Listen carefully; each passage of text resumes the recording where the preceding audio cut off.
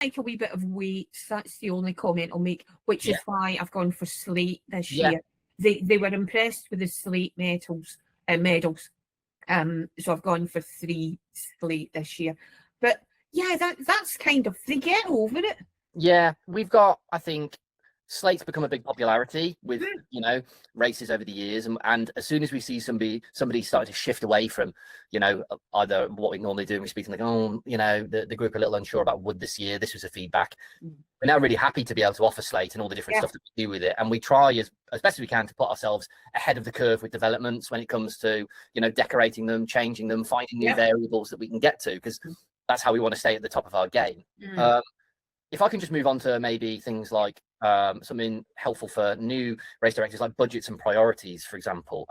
If you had to prioritize being a charitable organization, or, you know, somebody who gives to charity from the event, how would you prioritize what matters most with the money that you do have to spend?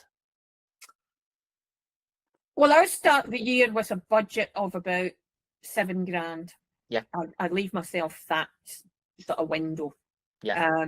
I order my medals early. Yeah. And I have to pay for them. So that takes a chunk. Yeah. You get to know what you're going to have to pay for up front. Yeah. So you have to budget for that. I mean, quite a lot of the time I fund it myself, and then when the entries come in, I can get that back. But not everybody's in that position. So you need to give yourself enough. And if it's your first time doing it, I would take advice from somebody who's done it before. Because a lot of the loos want 50% up front. Yeah. When you book anything, they often want certainly a deposit or 50% up front. Which is somewhat agreeable, because they've got they need to book out slots and have some sort of certainty, else their diary will just look strange until they all of a sudden come across. Yeah. So that's quite interesting, really. Is there anything that organisers can do to save money without affecting the event too much? You've said already, I think, about changing the venue to use resources. You've spoken about using, you know, Waitrose for some of the donations for bananas and stuff. Are there any other kind of neat little bits you do to save money that doesn't affect the event too much? Well, we're run by volunteers. Yeah. Running club provides the volunteers. We reach out to the local Lions Club. Yes, okay. They provide volunteers. Yeah. We have volunteer first aiders, which cuts down on how much you have to pay for ambulance services, etc. If you can provide so many qualified first aiders, and we have that within the club. So we provide them. We use local scout groups. Yeah. For the water station. There's one water station halfway round, and there's one at the finish. Okay. So we use the scouts for that. And this year I've found a new trick. Okay. Last year, one of our volunteers, a friend of mine's son and his pal, were doing Duke of Edinburgh. Yeah. And they had to volunteer. They had to volunteer 12 hours in total. Okay. So they came and volunteered, and they were really handy, 2 lads. So, of course, they've done their volunteering. So I contacted the school and the lady who was running the Duke of Edinburgh scheme, and said, would you have any the boys or girls who need volunteering? Because I was chatting to somebody at work yesterday whose son is doing it, and he has contacted charity shops, and people are just not taking volunteers. How strange. And I don't know what it is. I don't know if it's... Maybe the people who are in these volunteer places, like charity shops, for example, don't feel like their job is to have a volunteer. No, I think it's more to do with red tape. I think it's more bother than it's worth. Because we've got health and safety, you're under 16, blah, blah, blah. Whereas we're fine, we have the scouts there. And you're already set up for it with volunteers. Exactly. You know what you're doing with volunteers. So it's a market for you guys. So we've had 10 volunteers. Wow. Which is great. So that's another resource. That's a good one, I think, is reaching out to volunteers and scout groups, D&V, those sorts of institutions, and Lions Club as well. Well, even if you're a commercial organisation, as long as you're set up properly, the likes of the scouts get a badge. Yeah. You know, or brownies or whatever else. And the Duke of Edinburgh, they need volunteering. Yeah. They need to get these hours. Yeah. So utilise it. Do you reward them in any other way as well when they do the volunteer work at all, or is that something that you feel like you should do or have done in the past, is encourage the volunteers? Because obviously you've got these younger volunteers, your adult volunteers. Do you reward them in any particular way that keeps coming back to volunteer? Because this sounds like a really important part of your event. Is this because you have volunteers? We used to have a post-race barbecue where we invited everyone along, but it was after 3 races, it was quite a lot of work then to pull that together as well.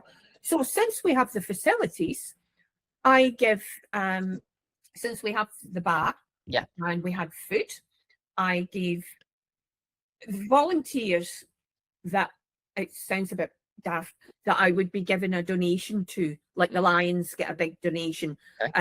We have other organisations that help us that get a big donation. I gave them raffle tickets, which gave them a free drink at the bar.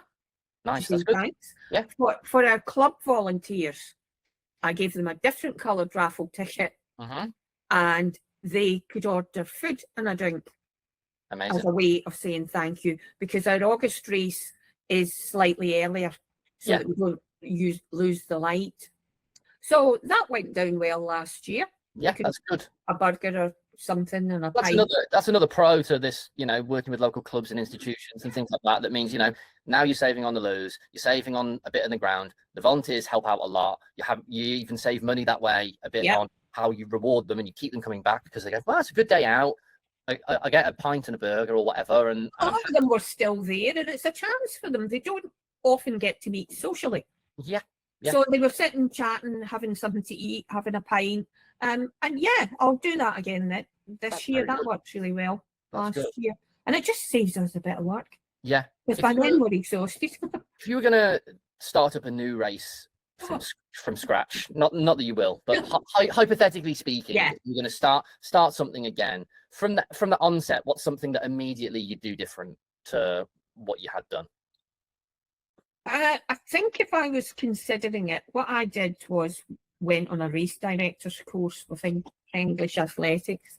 That's very interesting. Okay. And I did it last year, which is kind of late considering I've been involved since 2022. Any learning is good learning, because every day's a school day. We learn all the time. But a lot has changed.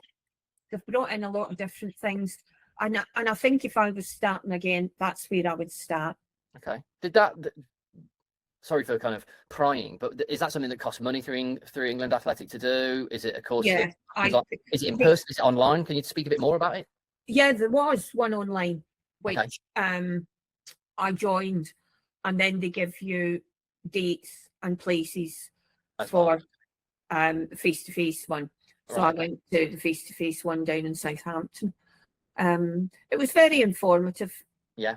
I think it depends who runs it. Okay. From the feedback I got from other people who had been before. Yeah. But it's a good starting point. Yeah. I suppose you're in a room with like-minded people as well. Exactly. Get exposed to knowledge sharing, because I don't know about the race director community or event organizer community, how open you guys are to sharing information. And this is half the reason I'm doing the podcast, is because I feel like I certainly don't hear or see a lot speaking about post-race experiences, or I don't, but maybe it's just because of where I am in the industry. But I don't know if there are groups of race directors who locally, like for your area, who speak about what worked well and what didn't work well, because you're not competitors unless you're on the same weekend. So theoretically, if you share one idea, then they benefit too, and they can share one back. Oh, I've been contacted by quite a few local race directors, and it's we advertise each other's races. If you advertise mine, I'll advertise yours. Ours is before you. And any hints and tips, and we're very good. I think nobody wants to see anybody fail. No, because you know what it's like being in the industry yourself. Yeah, you want them all to be busy. Yeah.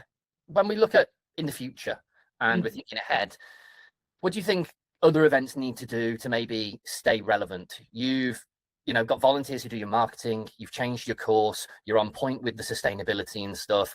Those three things are helping you stay relevant within the space. Is there anything else that is, that you'd advise for other events to stay relevant, instead of just being another event that just trundles and falls behind, perhaps? I think, refresh, rebrand. Yeah. I think How often should something refresh and rebrand, do you think? Like, if you think about Yateley, how long will you do this current course for? Or will you stay in the central hub and change it every so many years? I think this will be us. This will be you. Yeah. Because it works, right? Yeah, and it's a beautiful course. I definitely think this will be us, certainly in my lifetime. Yeah.